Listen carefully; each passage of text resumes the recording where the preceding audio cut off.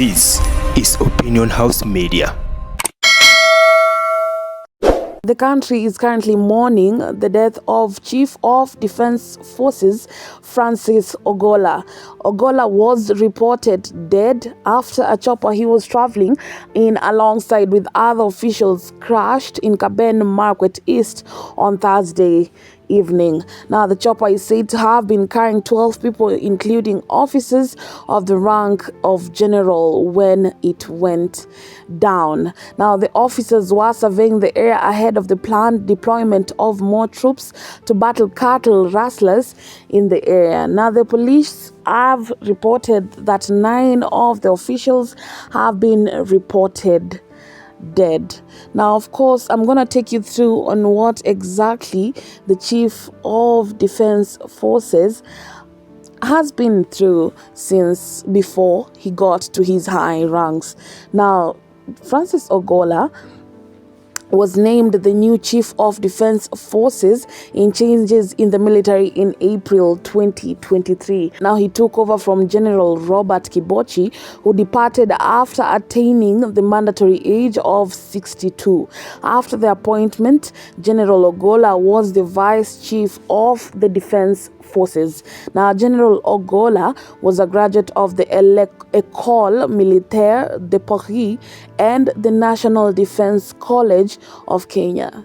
He graduated with a diploma in international studies and military science from Egerton University, with a Bachelor of Arts in Political Science, Armed Conflict and Peace Studies, first class honors, and a Master's in Art International Studies from the University of Nairobi. Now, he rose through the ranks to become a Major General and was appointed the Commander of Kenya Air Force on July 15, 2018, a post he has served for 3 good years. Now, previously, he held various appointments in training, command and staff, including Deputy Commander at Kenya Air Force Base, Commander at Laikipia Air Base, and Commanding Officer of Tactical Fighter Wing. Now, other positions were Chief Flying Instructor at Kenya Air Force Flying Training School and Operations Desk Officer at the Kenya Air Force Headquarters.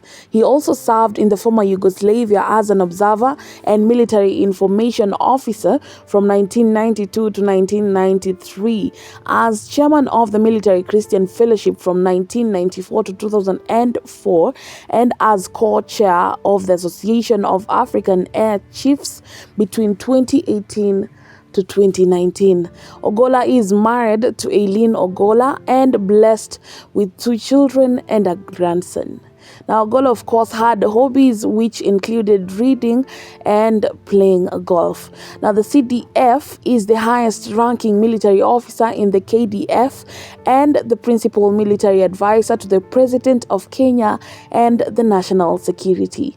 He led the meetings and coordinated the efforts of the service commander comprising the CDF, the commander of the Kenya Army and Kenya Air Force, the Kenya Navy, and the commandant of military intelligence. Now, President William Ruto, in a speech, explained why he had picked Ogolla as the new Chief of Defense Forces. Now, according to Ruto, Ogolla's experience spanning over 39 years saw him promoted to the high office in the country's military to replace Robert Kibochi, who had reached his retirement age. Now, when he took over, General Ogolla shouted, or rather stated, his mission would be one force and one mission. As part of his mission, he said he will continue working closely with other security agencies within a broader multi-agency framework for the safety, security, and stability of the country and its people, for sustainable economic development and prosperity.